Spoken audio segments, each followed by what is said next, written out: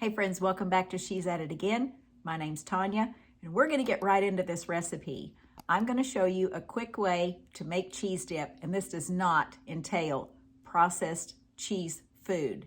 This is made with American cheese, but it's the better kind of American cheese. Don't be tricked into thinking that singles and those pre-wrapped things are actually cheese. They're not.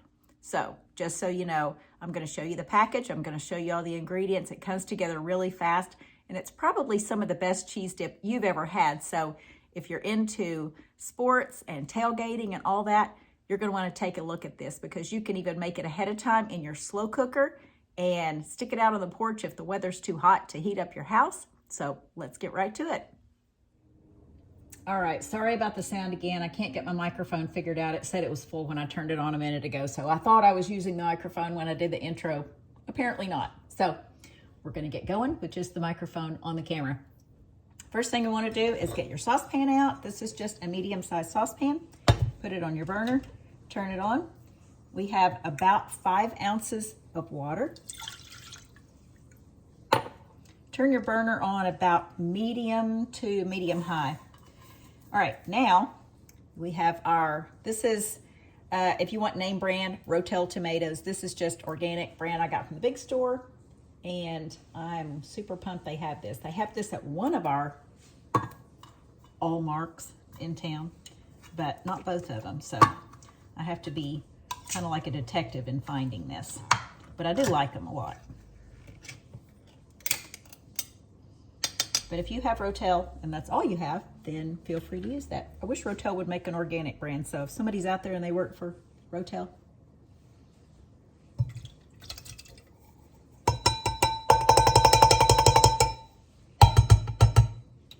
Let's get back in there. All right, so we're gonna heat this up a little bit. We're also gonna add about ½ teaspoon of ground black pepper.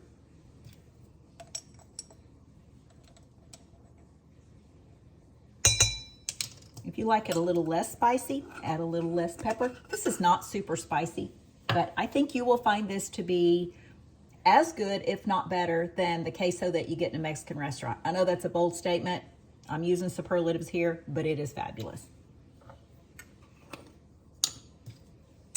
This is just regular dried organic garlic powder, and we're going to use a teaspoon of that.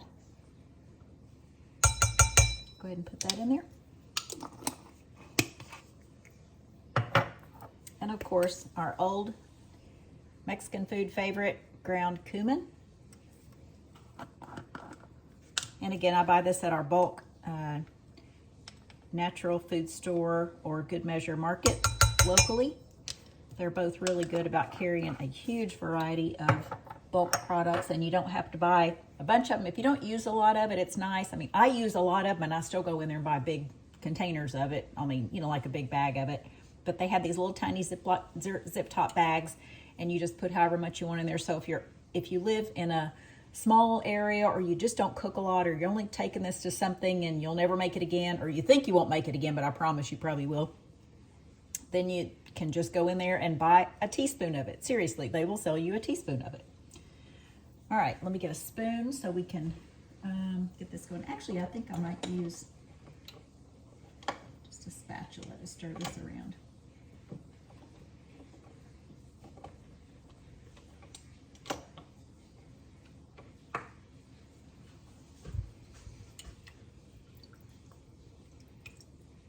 If you are wanting to use a slow cooker, if for several reasons you want to use the slow cooker, and you have one of those snack size ones, I think mine holds about 6 cups, and I've used this a lot.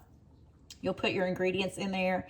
You don't have to heat it up ahead of time or anything. Put your ingredients in there, stick it out on the porch or some room that you don't want to heat up. If it's cold weather outside, by all means, plug it in on your countertop and let it help the heater to keep your house warm. But if it's during the summertime or times like this, where this is the first day of autumn here in central Arkansas and it's not cold yet. So you could easily put this outside in a sunroom, on a porch, in your garage, wherever, plug it in and just let it come to a heat, a heated condition very slowly. That way you don't scorch the cheese products. And it does great. And plus you can serve it directly from that. All right, this is the key. No more Velveeta, folks. I know we grew up on that. That was yeah, long ago. So this is what you want to look for. There are store brands, and trust me when I say there are enough ingredients in this to where you'll look at it and go, that's a lot of ingredients. That may be blurry, I'm not sure, but I apologize for that. But I just compared some of the ingredients on that. The store brand of this had some soy product in it that I'm just not that comfortable buying. So we went ahead and got this. And you're going to use a pound of this. Now you can use half a can of the Rotel diced tomatoes and green chilies, and then divide everything else in half, like a fourth of a teaspoon of black pepper, a half teaspoon of garlic powder, a half teaspoon of cumin, and then only use half of this. But I'm telling you, if you make half of that, you're going to take probably 3 bites of it with some chips and go, oh, I wish I'd have made the whole thing. I could really use that. I'm not promoting this as a diet product. It is not low calorie or low fat or low anything as far as that goes. But being a great cheese dip, this is your product right here. This is what you want to make. All right, once that starts getting warm, you're just going to take your cheese slices. Notice these are not individually wrapped. Just kind of put them down in there. And all we're going to do is just melt these relatively slowly. And you could start out with a cold liquid mixture, and that's not a big deal. But I just figure if I could get it a jump start on melting the things closer to the bottom, there's less of a risk of it scorching and sticking to the pan.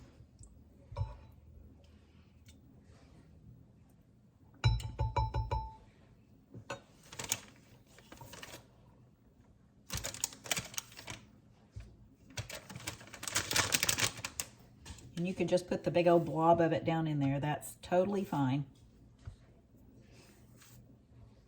But you want to keep an eye on it.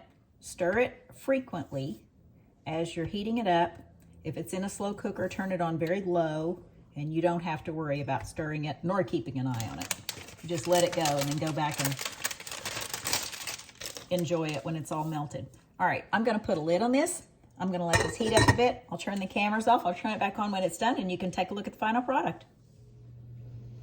Okay, our cheese dip is pretty much done. It has a few little lumps of cheese in it, but I want you to see this, how smooth it is. Now, I did go ahead and turn the burner down after it started kind of getting bubbly, because with this being a porcelain coated pan, it has a real high tendency to stick to the bottom, and you don't want that to happen. You don't want the scorched flavor, and you don't want to lose any of your product, which is what happens. It winds up staying in the pan until you scrub it off.